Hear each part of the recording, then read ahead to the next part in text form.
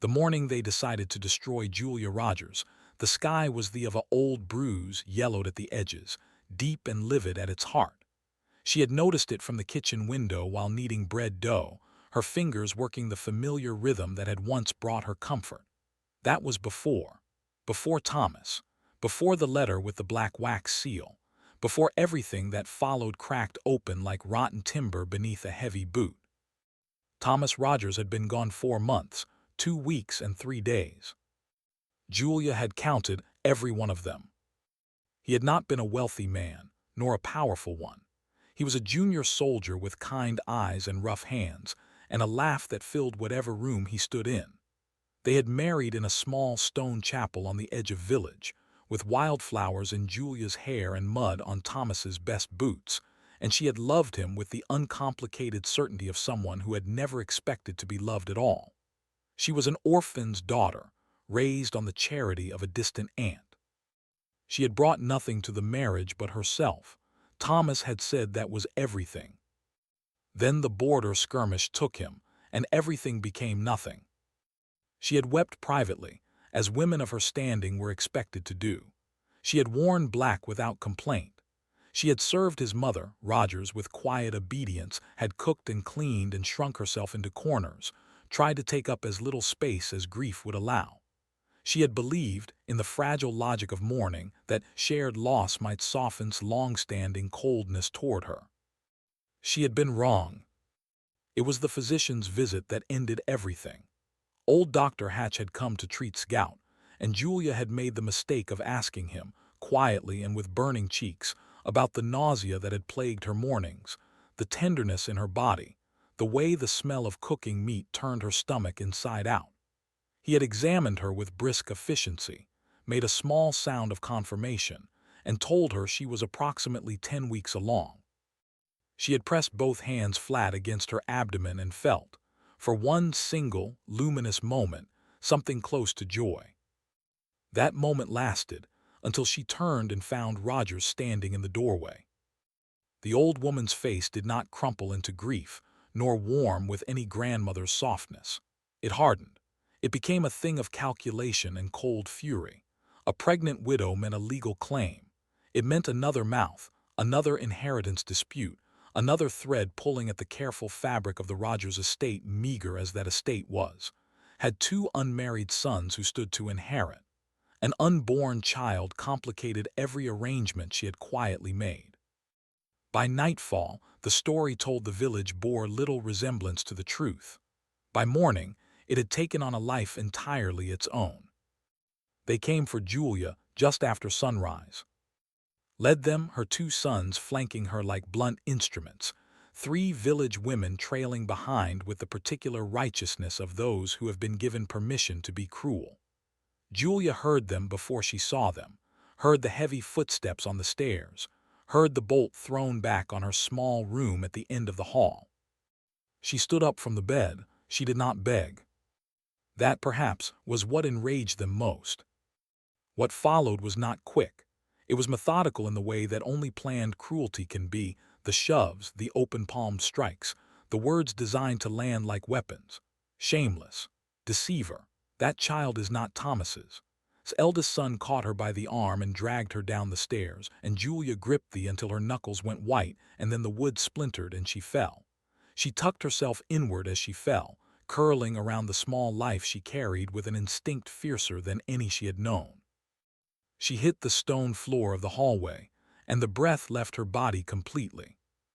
They threw her wedding ring into the mud outside the door.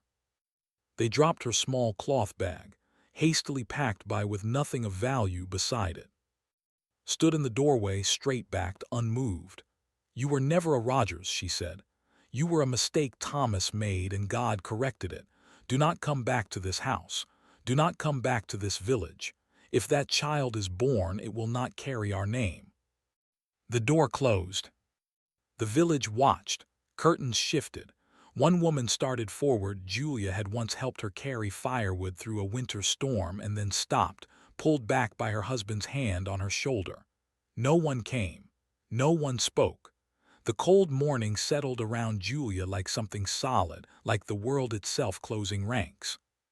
She lay in the mud for a long time, long enough for the blood from her split lip to darken in the cold air, long enough for the pain in her ribs to move from sharp to something slower and deeper, long enough for grief and rage and terror to move through her in waves she could not stop.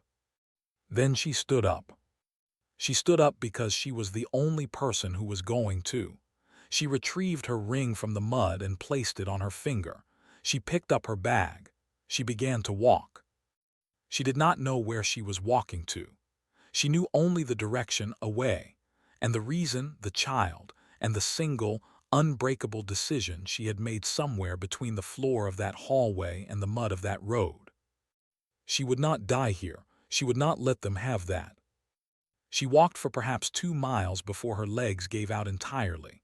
She sank to the roadside verge, her back against a low stone wall, her breath coming in shallow, careful measures that kept the pain in her ribs manageable. The road was empty. The sky was still bruised. The cold had moved from the air into her bones. And then she heard it. The distant percussion of hooves, the creak and roll of carriage wheels on frozen road. She did not raise her hand.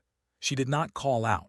She simply looked up because it was all she had left, the looking up, the refusal to look down, even now. The carriage slowed. Then it stopped. The carriage door did not open immediately.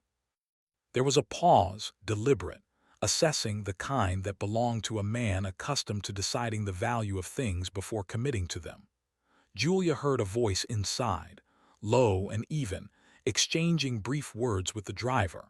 Then the door swung open, and the man who stepped down onto the frozen road was not what the gilded carriage suggested he might be. She had expected softness. Wealth, in her limited experience, wore itself like padding, cushioned faces, careful hands, the physical evidence of a life in which nothing had ever required real force. This man was none of that. He was tall in a way that the space around him, dark-haired, broad through the shoulders, dressed in traveling clothes that were fine but worn with complete indifference to their fineness. His face was angular and unreadable, the face of a man who had long ago stopped performing any emotion he did not genuinely feel. He looked at her the way a surveyor looks at land, not unkindly, but with a precision that missed nothing. She looked back at him without flinching. It was not bravery. She simply had nothing left to protect. "You are injured," he said. It was not a question. "Yes," she said. "Can you stand?" She had already proven she could stand. She had walked 2 miles on that evidence. But her legs, now that they had stopped, had entered into a private negotiation with gravity that she was not winning. Not immediately, she admitted. Something shifted in his expression, not pity, she would later decide, but recognition. As though he understood the specific exhaustion of a person who had been standing alone for too long. He said nothing further. He turned to his driver and issued a quiet instruction, and then he crouched down, a duke in his traveling clothes, on a frozen roadside and assessed the damage with detached efficiency. Split lip, swollen cheekbone, the careful, shallow breathing that indicated injured ribs.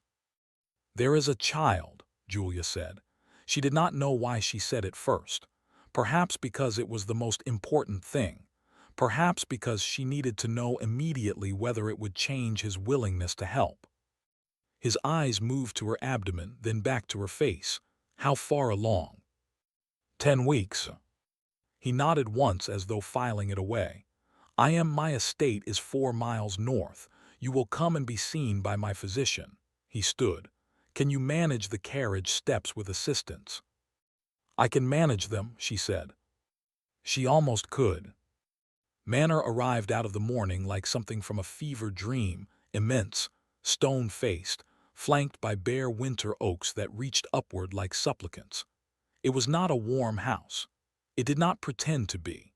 It had the architecture of authority rather than comfort, every line of it communicating permanence and power, and the particular coldness of a place that had been magnificent for so long it had forgotten how to be anything else.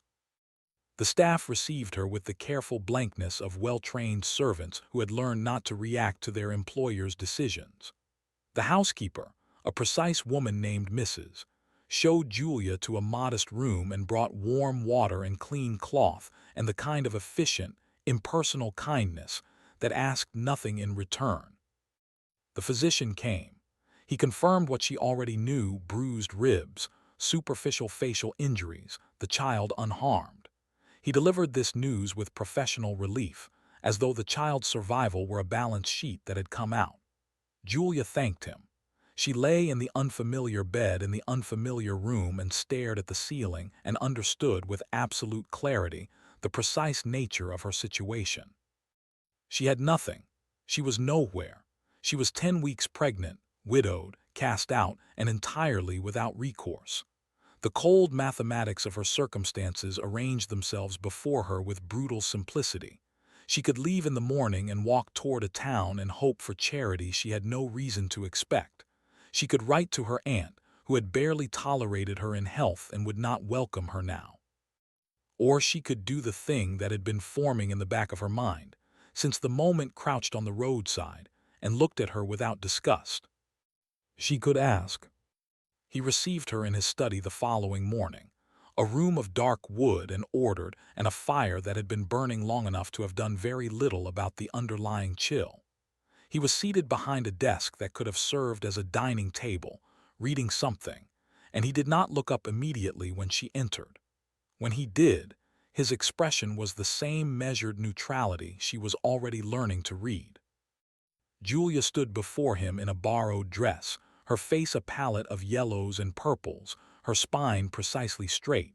She had rehearsed the words.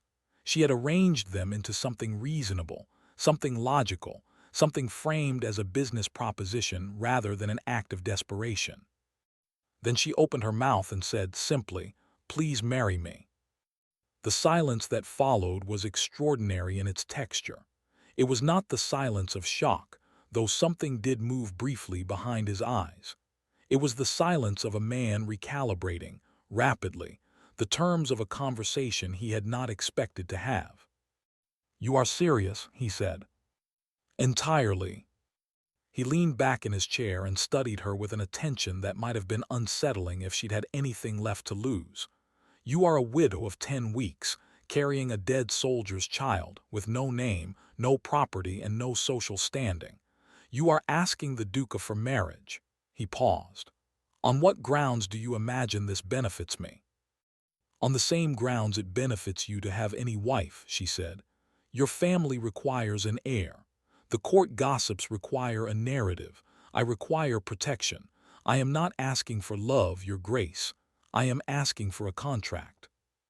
Something changed in the room. She felt it before she saw it, a subtle shift in the quality of his attention, a door somewhere opening a precise inch.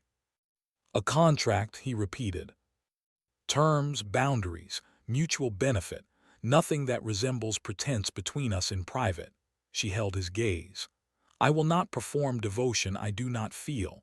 I will not be decorative, but I will be capable, discreet, and honest. I suspect those qualities are rarer in your world than in mine."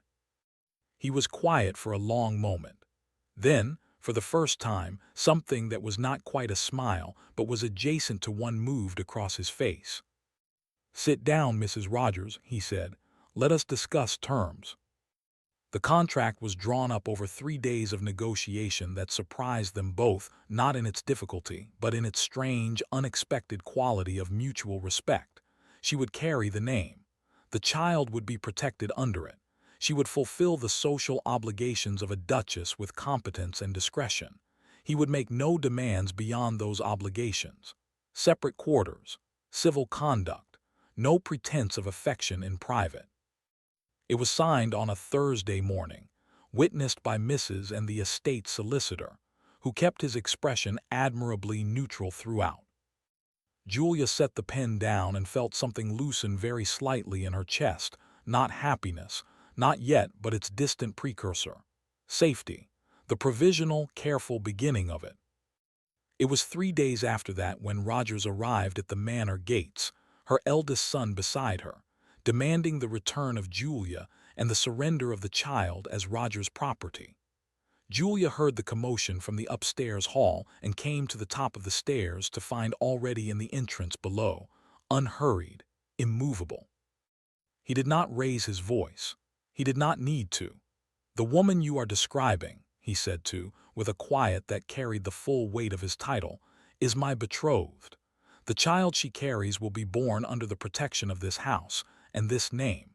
If you approach these gates again, I will ensure the full account of what occurred on that roadside reaches every magistrate in the northern counties."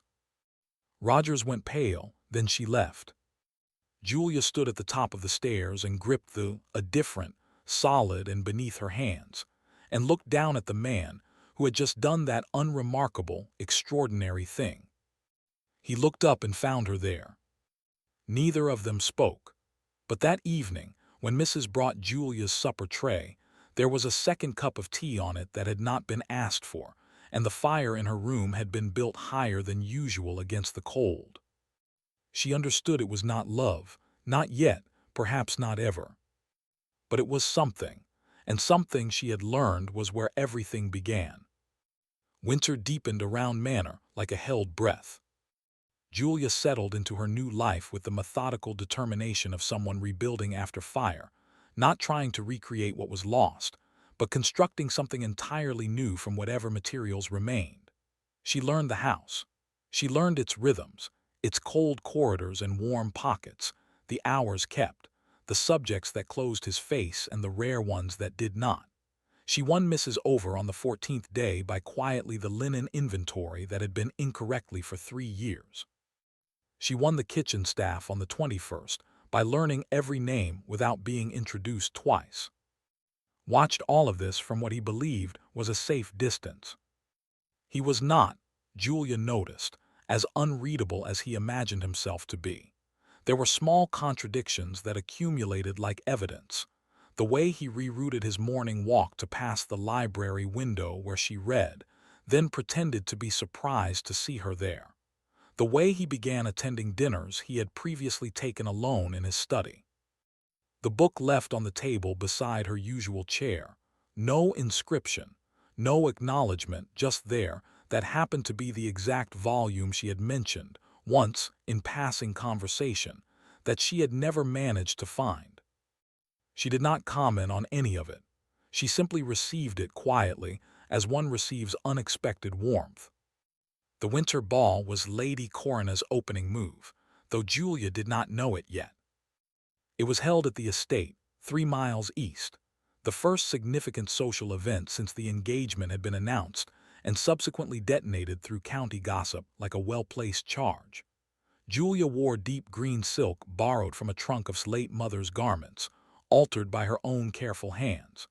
She entered on's arm with her spine straight, and her expression pleasant and her heart performing a private, irregular rhythm she refused to acknowledge. The room assessed her with the efficiency of people who had been discussing her for weeks. She smiled at the assessments. She was gracious to the curious, warmer to the kind, and serenely impenetrable to the cruel.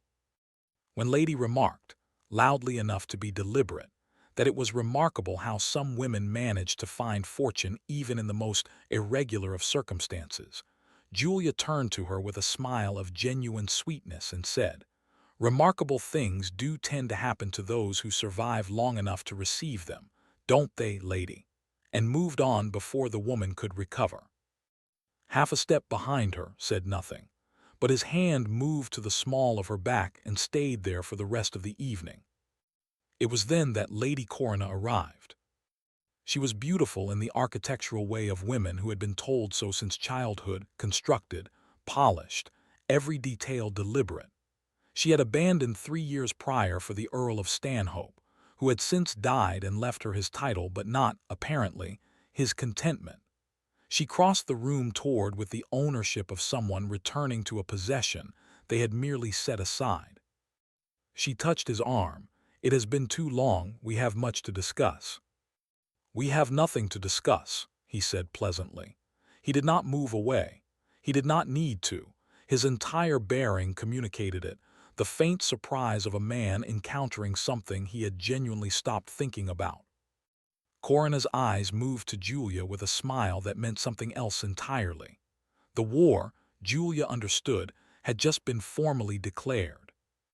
It arrived through legal channels 2 weeks later, a challenge from both Corona, contesting the legitimacy of the contract marriage, and the Rogers family, filing a claim of guardianship over the unborn child as the last blood relative of Thomas Rogers. The documents arrived on a Tuesday. Julia read them at the kitchen table because she had been there when Mrs. brought them in, and she read them carefully and completely, and then folded them with steady hands. Found her there an hour later.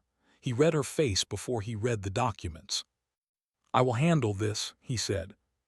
"We will handle it," she said. He looked at her for a moment with an expression she had not seen on him before, something unguarded, something that did not immediately retreat. Then he sat down across from her, and they began. The child arrived on a Tuesday in late February, fast and fierce and loudly objecting to the world, which Julia took as an excellent sign of character.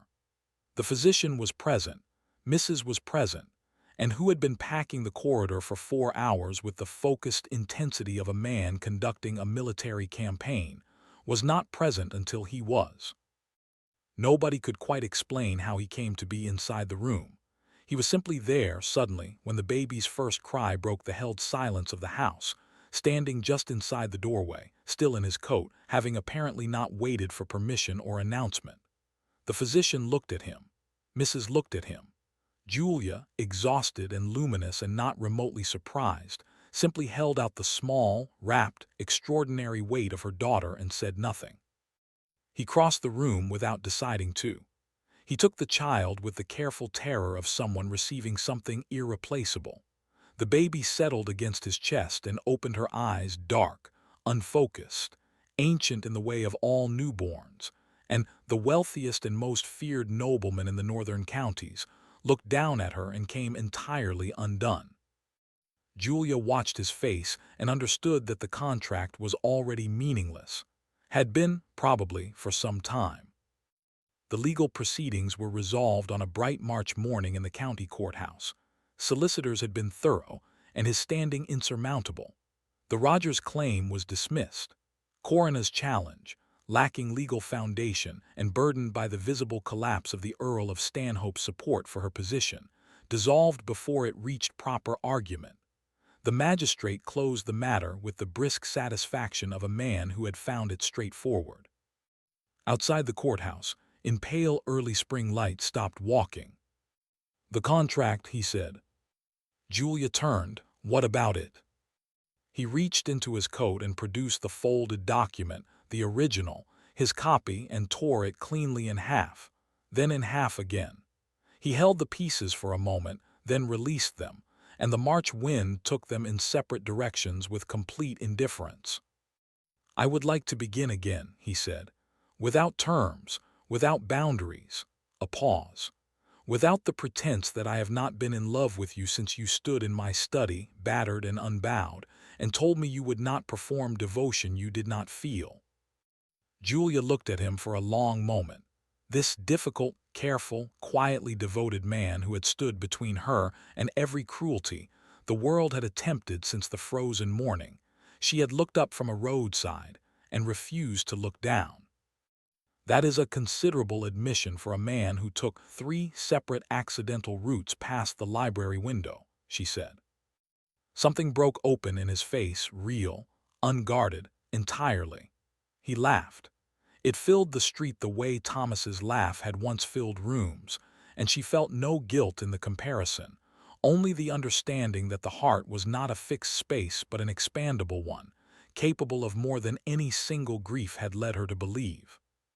"Yes," she said, "let us begin again." Her name was. She had her mother's defiance and her father's precision, and an opinion, clearly and loudly expressed, about everything. On a warm evening in early spring, she sat in his lap in the garden while he read aloud from a book he held with one hand, the other resting on Julia's where it lay on the arm of the chair beside him. The oaks had come back into leaf. The house behind them held light in its windows in a way it had not, Mrs. privately noted, in many years. Julia looked at her daughter's face and thought of a frozen road, and a bruised sky, and the particular moment when a person looks up instead of down, and finds that the world, despite all available evidence, has not yet finished with them. She tightened her hand beneath. He turned the page and kept reading, and, satisfied, reached up and grabbed a fistful of his cravat with absolute authority. They were, all three of them, entirely home.